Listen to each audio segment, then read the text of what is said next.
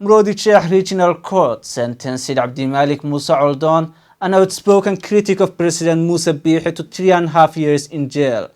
Mr. Hasaan was charged with defaming a private American boarding school and spreading anti-state propaganda in his Facebook page. This regime is going the path of the regimes that perished before. That slogan is what got Abdillahi Hasaan in trouble. After 81 days in detention, Abdillahi Hasaan is sentenced today by Sheikh Regional Court.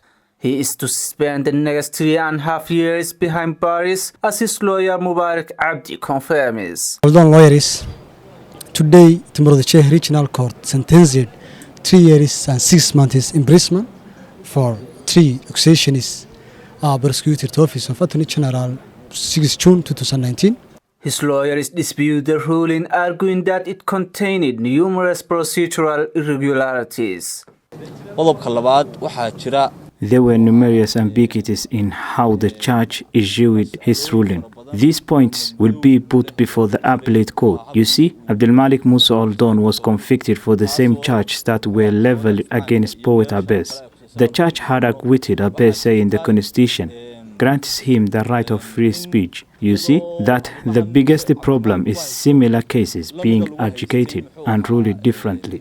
The journalist Abdillahi Hasaan was convicted on 3 charges against him.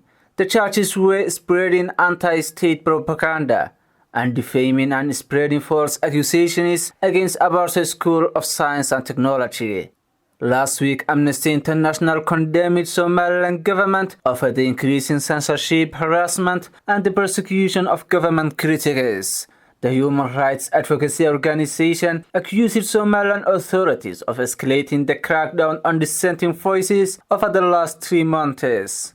Freedom of expression in Somaliland is indeed coming increasingly under fire, as Mr. Hasaan is the second government critic to be sentenced to prison within the last dozen days. Abdillahi Hasaan reporting to CBA Hargeisa.